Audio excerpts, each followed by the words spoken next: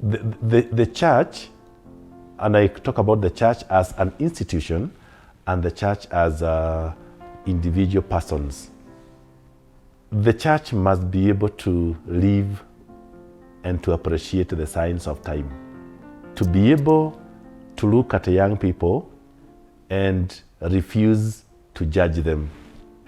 To be able to look at the social evils that there are today and then ask, how can we go beyond the persons, and then we see God in the persons who are broken.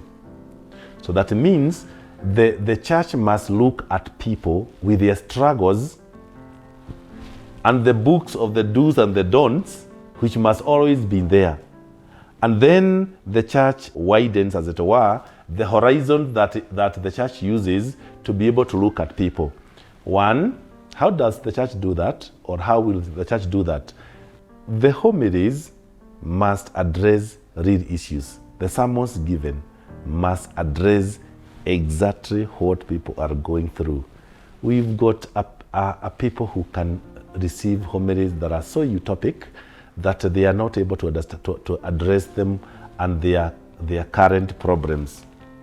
Number two, the church structure and her outreach must be youth-friendly.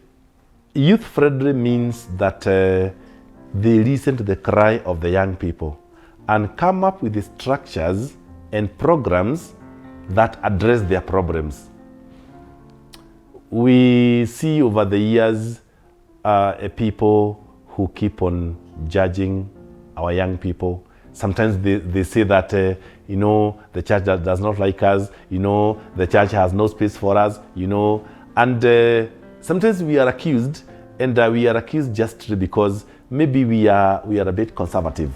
We want to run the church in the 21st century as it was in the 18th century. So that means the church today must accommodate different views. And number three, the church also must be, even in her evangelization, it must widen the space for children. That most children need to be brought into the picture to be able to do a few number of things.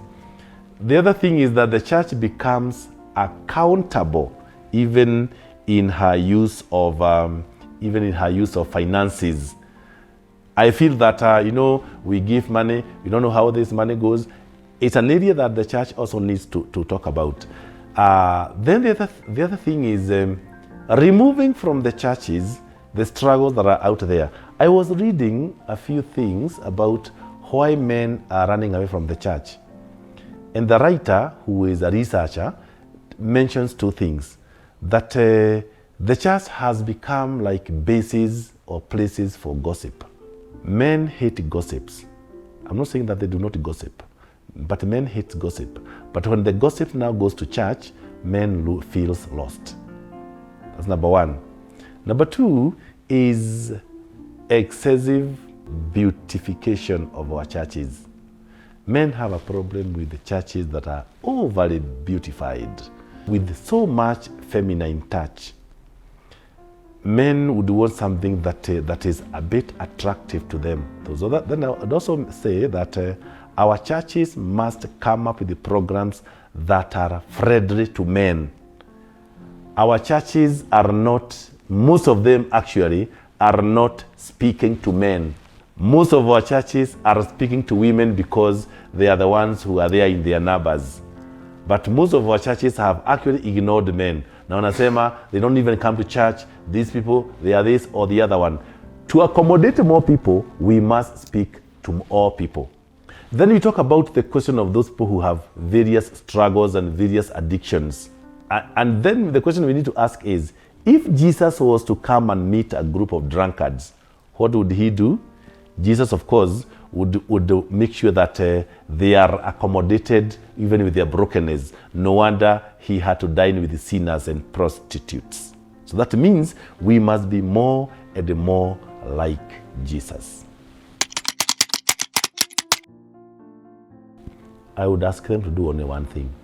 There may be a million things they can do, but I would want them to do only one thing: to have a personal relationship with God.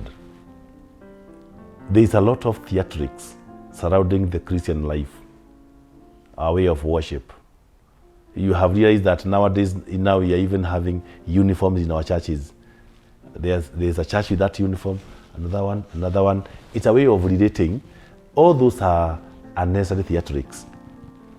And I have said the other thing is that we are listening more to the institutions and persons than we are listening to the Word of God. So number one, creating a personal relationship with God. Number two, getting deeper in our prayer life. Number three, getting deeper in our biblical knowledge. And number four, getting people in interpersonal relationships, treating people like people, relating with people like people, and trying, even in the difficult situations and circumstances, trying to see the face of Jesus even in those who cause us a lot of pain.